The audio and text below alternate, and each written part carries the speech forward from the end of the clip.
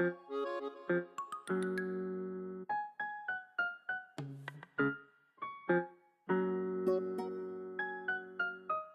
everyone, this is Bill Trinan from Nintendo's Treehouse. I've brought some members of the localization team together. So why don't each of you introduce yourself and tell us which Animal Crossing games you worked on. I'm Reiko Ninomiya, a member of the localization department here. I worked on the DS and Wii versions of Animal Crossing, and this time on Animal Crossing New Leaf. I am Nate Bildorf. Along with Rich, I was one of the writers on the first Animal Crossing, and I've worked on every one since. My name is Ann Lin. I'm also in localization. I've worked on the last 3 Animal Crossings for the DS version, and also for the Wii version, I headed up the writing side, and for New Leaf, I was a writer. I'm Rich Amtower. I worked on just about every Animal Crossing since the first one as well, working as a writer alongside Nate and working with you. Do you guys want to talk a little bit about the development and the localization of the first game? And then we can talk a little bit about when things started on New Leaf. Yeah, sure. It was hectic. We were new. Yeah. Then, I mean, Rich and I both came on basically at the start of GameCube development, and that was shortly thereafter. I was just looking at our notes, and it was, I think, early 2002 when we were actually writing. But we started before that with the naming. Mm-hmm. There was, as you know, there were 8 billion things that we had to name. Not only characters, but furniture sets. I mean, there's so much text data in that game that we were brainstorming long before we ever got in the files. There was a point at which I was playing through the game and I couldn't remember which one of us had written a line. I checked with you and you're like, I didn't write that. We wrote it in a fugue state. Yeah, there was some, there was some hybrid thing going on where, I don't know, even who's responsible for half the lines in that game anymore. Yeah. Probably all told, though, I bet it was about 8 months or a year. Even before we started on the writing, Nate mentioned the items, but we were also researching new items to add to the game. The development team really wanted this to feel the way for an American audience that it did for a Japanese audience. So we all worked together to figure out what new things we could do in the US version that would give people that feeling. When did work start on Animal Crossing New Leaf? Early work, planning started in late 2010. We're really fortunate with this franchise. I mean, development teams in Japan are always, really open to our feedback, but especially with this franchise, I think they really understand that it needs to feel close. It needs to feel comfortable and warm and familiar. So in late 2010, we worked with the development team in brainstorming ideas for events and items, and even how some of the old characters and events could be twisted and changed and have them evolve as well. So it's always been, Animal Crossing is a really special project, and then localization is very involved in the entire process. So yeah, we started in 2010 and recently wrapped. That was almost like a 3-year project, 2.5. Yeah, it was actually, the actual translation we started in, I like to put the pin right around March of 2012. So we did English, French, and Spanish for our region, and we got to work really closely together with NOE as well, which was nice. So it really is a company-wide project.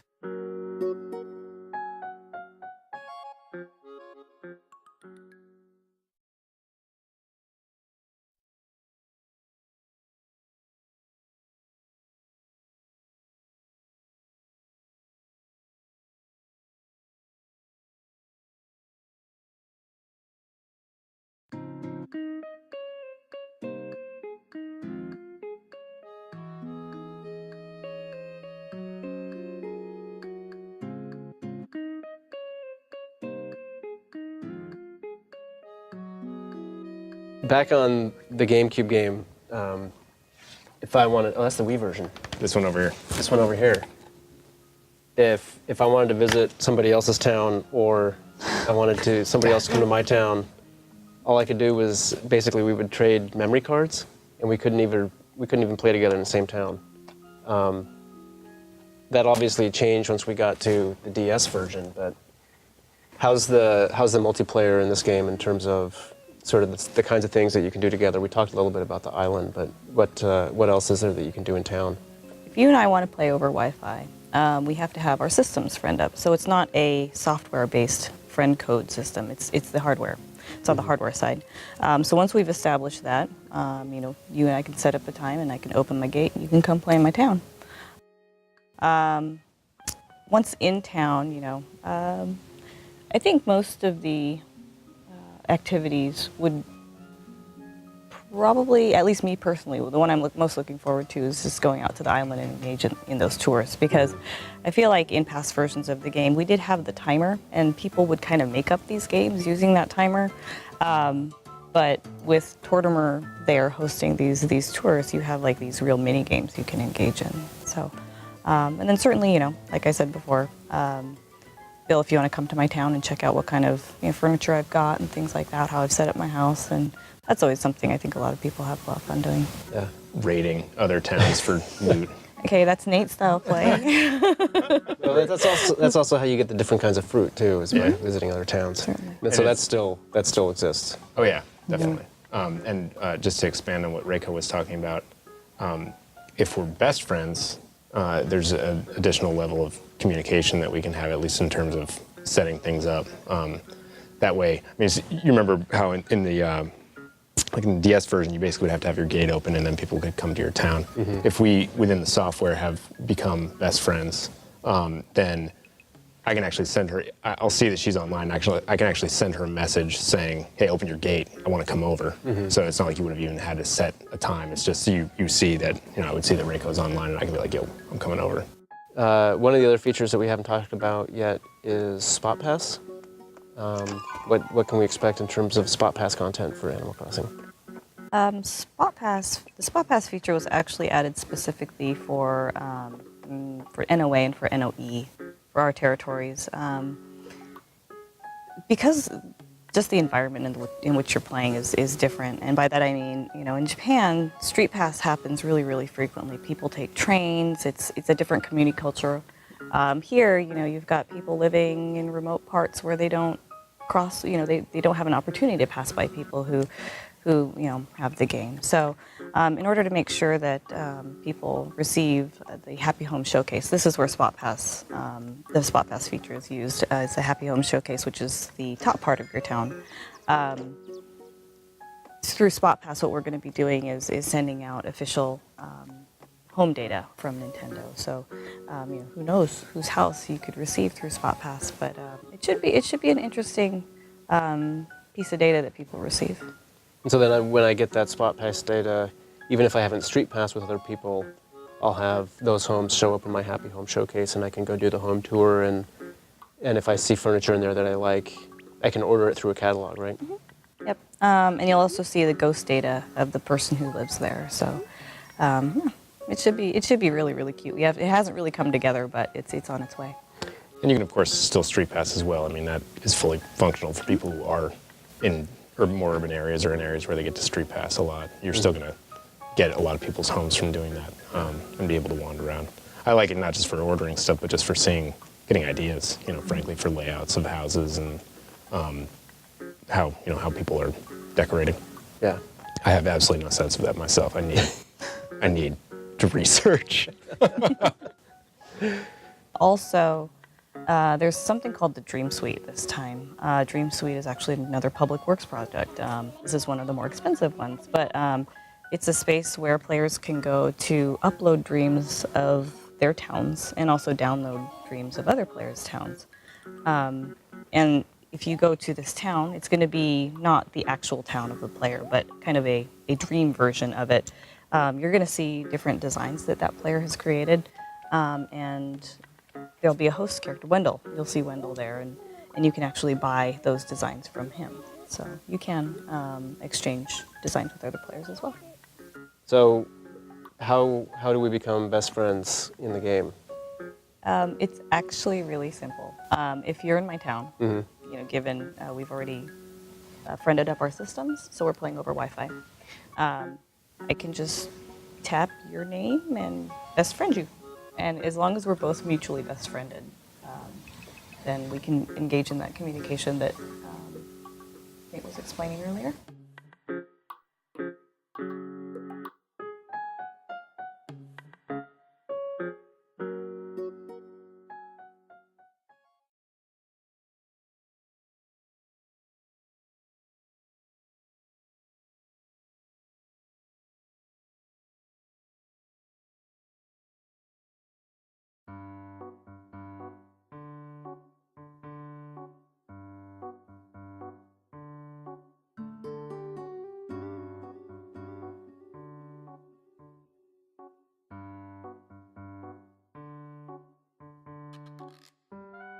going kind of back to the mayor aspect, and I guess actually that sort of ties into just the actual first day that you play in town, your first arrival. When I started my town, I sort of had this preconceived notion of what my first day in Animal Crossing is going to be, based on all the other times that I've played this series, and was really surprised at how many, like, obviously it's changed because you step off the train and you're the mayor, but there were just a lot of other subtle changes all throughout the game that you see right away that kind of struck me. Can you guys talk a little bit about what some of those changes are, or sort of how that first day kind of betrays your expectations? I think even before you get off the train, everything is fresh. You know, for the first time, you actually get to choose the layout of your town before you get into your town, which is huge. So choice, yes. I can't tell you how many times I backed out of old games, you know, went through the 20-minute startup and then was like, oh, delete. Yeah, that was a big one. Yeah. Good. Oh, I think what struck me when I first got off the train, kind of, you know, went through the initial sequence, was the lay of the land. It's really interesting how the map is now, you know, you've got Main Street. When you first move in, Main Street's a pretty sad place. It's all boarded up and you know, looks like there's not a whole lot going on, but you can see the potential there, which to me was really exciting. And then you've got the residential area, which looks a little bit familiar, but you know, as mayor, you'll be able to. That's your blank slate. That's your area to play, which I think was really exciting. And then you've got the beach area down below. So when I first started up the game, I saw a lot of potential there, and I got really excited about, you know, how I was going to affect this space that I was moving into. Mm-hmm. The other thing that really surprised me was, you know, I go around on the first day and I'm like, okay, I've got to shake the trees and get the fruit. You know, I need to find the rock that's got I hit the rock with my shovel and the money pops out. And very quickly I was like, okay, I've got fruit and then I have perfect fruit. I'm like, what's perfect fruit? And I'm looking for that rock and something else popped out of a rock and I was like, whoa, I don't even know what to do with this and I don't want to sell it because I don't know what it's for because I might need it later. And then I'm like, there's retail and then there's the Nookling Junction and I'm like, which one do I sell my stuff at? You're getting the pure experience. Everyone else is going to be on the internet like, what popped out of this rock? The second this game comes out. I was just amazed at like all the subtle changes all throughout. Yeah. To be honest, one of the things that, I mean, it seems like we overlook it, but one of the things that struck me first is just the look of it. I mean, it looks, the 3D on it just works so well for me. I mean, the hybrid sort of scrolling, semi-rolling view and the 3D for me, even though I was looking at, I mean, the art is very familiar and should be. I mean, I wanted to go back to that familiarity, but even stuff like trees look different to me popping out of this 3D screen. I mean, it really worked. I like the effect of the different weather patterns too with the 3D. Seeing snow falling, things like that. Really cool. Oh yeah, the cherry blossoms are amazing. Yeah. So pretty much the first person you meet in town is Isabel. What can you tell me about Isabel? Isabel is a go-getter. She's a hard worker, very dedicated to the town and the happiness of the residents. Animal Crossing is one of those games that, you know, there's not one path that players have to go down, but certainly as the mayor, there are, you know, you have responsibilities to your town and to your residents, and she's the one who'll keep you on that path. So if you're the mayor of your town, absolutely, you know, go talk to Isabel. She knows what's up, she knows what's coming, she knows what's best for you. So yeah, she's a great character. I really like her. So I'm hoping that players will enjoy working with her as well. She's kind of like the Reiko and Anne of Animal Crossing. Secretaries. No. Go-getters. She's the secretary. She's your secretary, but you know, she's got a lot of experience under her belt. So Yeah, she's a little more proactive too. I mean, she's a civic force. Yeah, she's great. I actually understand that she has her own Twitter feed now and is going to be sharing lots of information about Animal Crossing, both as we get closer to launch and after launch.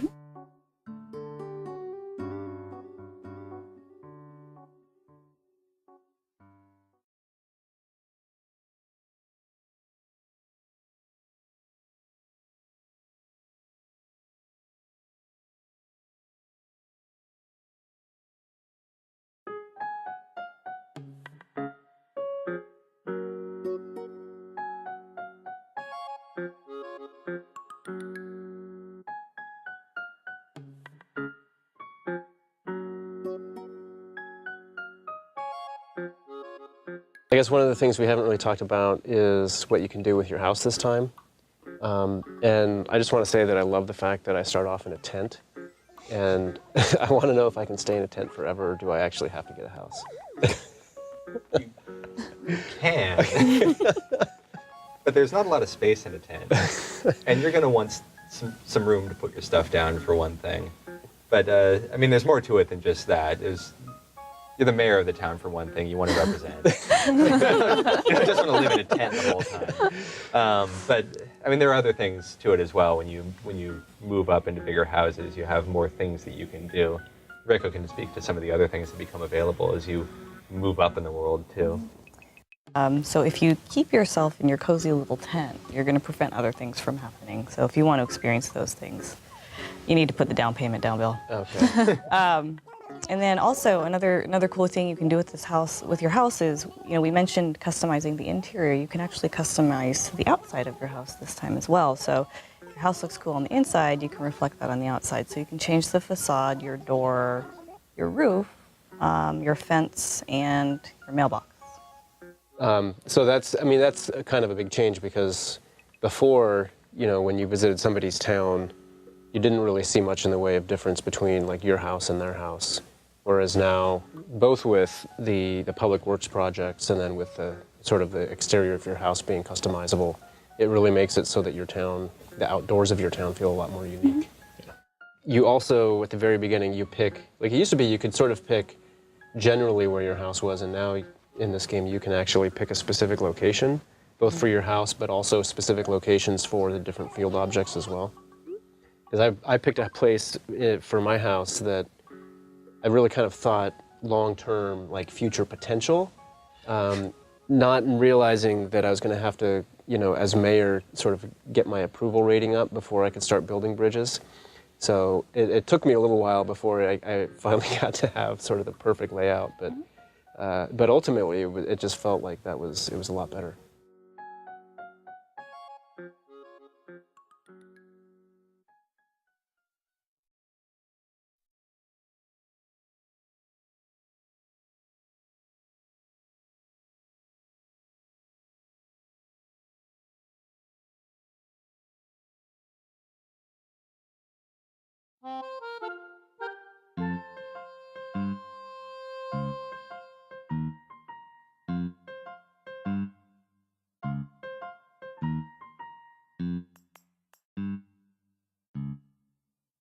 So as mayor, what kind of ordinances can you put into effect, and what does that do for your town?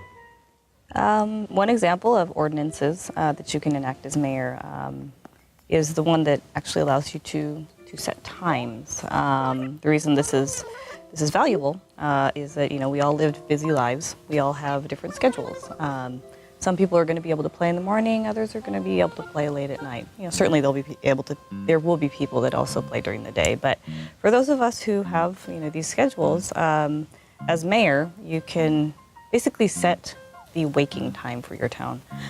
So you can enforce with early bird. You can get all of your residents and shops to open earlier, wake up earlier.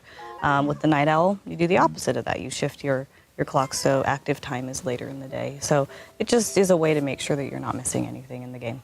Once you set it, is it like forever, or can you change ordinances after you've set You them? can change them. There's some flexibility there, yeah. Just cost you a little bit, right? Mm-hmm. Yeah, it's worth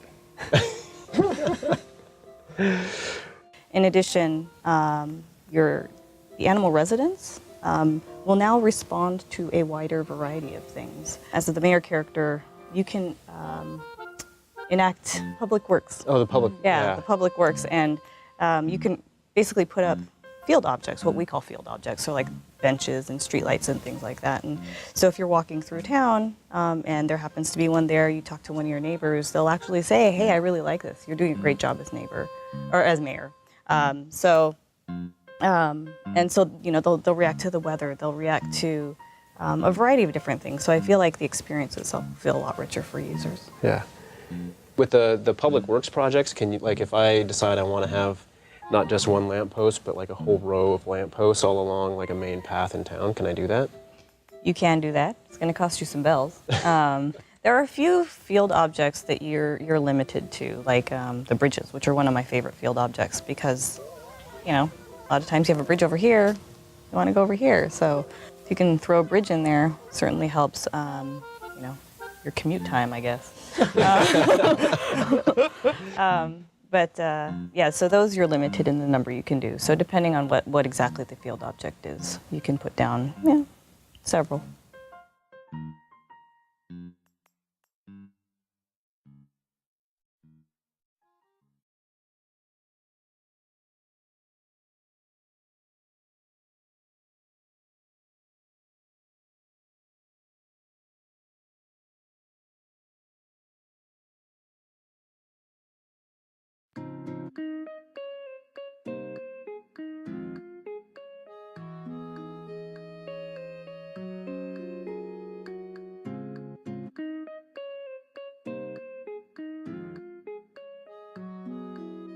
What do we have in terms of like new characters this time, or new animal types, things like that? There are new characters in this game. The development team, again, is always wanting to make the game feel fresh, and they were able to achieve that, not just through characters, but also through the characters this time. In addition, they have added a couple new personalities. There's one new female personality and one new male personality. Mm-hmm. Did you guys have a lot of new characters to name this time? Yeah, quite a few.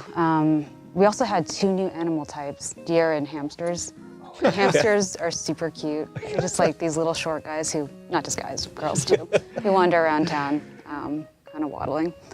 But yeah, there were lots of new characters to name.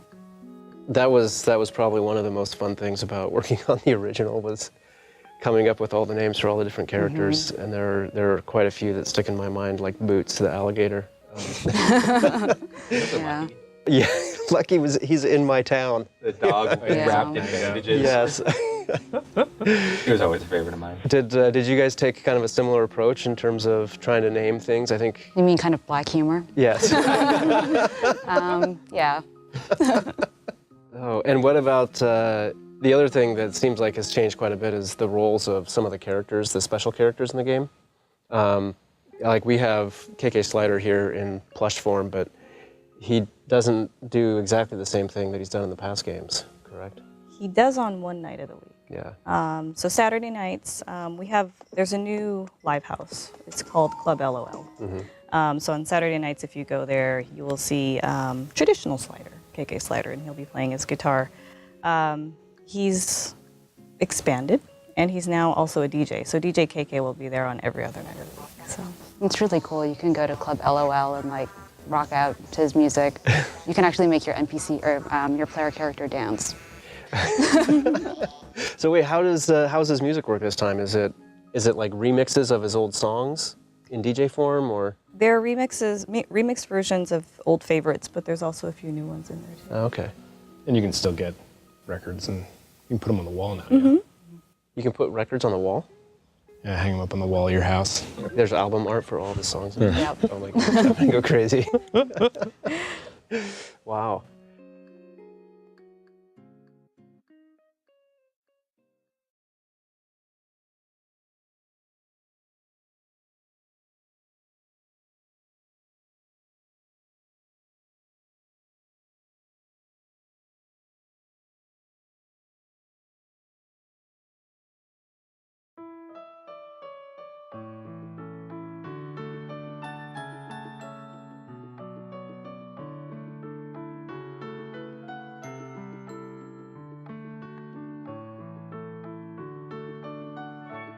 The calendar in the game, the real-time clock and the calendar and whatnot, is something that for the GameCube game was highly focused on, at least for the US version, the US calendar and US events. What kind of approach have you taken with some of the more recent Animal Crossing games, and what's the calendar going to be like in New Leaf? Well, for Wild World, the development team decided to take more of a global approach. So the idea is that there would be kind of fictitious Animal Crossing-based events, like there would be a winter event and a spring event. For City Folk, it was a return back to the kind of GameCube era real-life calendar. Mm-hmm. And for New Leaf, it's the same approach, except with more events and also new takes on existing events. Like, what are some of the new takes on the existing events? How does it change? I guess it's partly because you're the mayor now, and that's one of the big changes. But That's part of it, but I guess one example would be April Fool's Day, which existed in the GameCube version. But now it's actually back in New Leaf in a completely different format. Basically, you have to try to unmask Blanca, who's masquerading as one of your villagers. April Fool's Day is actually, I think, one of my favorite events. It's also one of the more involved events. In the past, I think players were really aware of the fact that the game would follow the real-world calendar. So they knew if there's an April Fool's event that on April 1st you have to play. Not to give too much away, there's a build-up to that. You have to play and listen and take notes. This Animal Crossing is, you need to be really devoted. And it's not just if you're mayor. The events are special times for not just the mayor character, but for all the residents in the town. So that actually brings up, you know, we've got kind of the special Animal Crossing hardware here, but I am really excited about the fact that I can download this game digitally, because a lot of times when I'm carrying my 3DS around, I don't have all my games with me, and the fact that it's on the system now means I can just open it up at any point in time and play, which becomes really important both for like the different times of day, if you're fishing or whatever, but also for events like that, just being able to have it handy. But it seemed to me like the events in the GameCube game, you really had much more of, they had events, but it was really more about you kind of watching what the animals were doing in those events rather than a whole lot of participation in what was going on. Is that an accurate recollection, or? Yeah, I think so. I mean, for most of them. Yeah, you'd have a little bit of build-up and talking to townsfolk for a couple of holidays. You'd hear them speaking about like Toy Day and kind of you'd see their excitement. You could participate in some of the events, the Harvest Festival, where you'd steal all of the silverware off of the tables, for example. Yeah. But for some of the other smaller events, it was very much like watching all of the villagers gather and watching them do the countdown for New Year's, for example. And has that changed a little bit in New Leaf, or are there more events that you're kind of more actively a participant in? I think gradually through, with each iteration of the game, the development team has definitely made the player more of an agent in these activities as opposed to someone watching these activities happen. And like I said before, in Animal Crossing New Leaf, there are certain events that you are that holiday. So players, without the players, if you're not there, your animal neighbors will be very disappointed. Yeah. That kind of pressure. Good pressure. Yeah.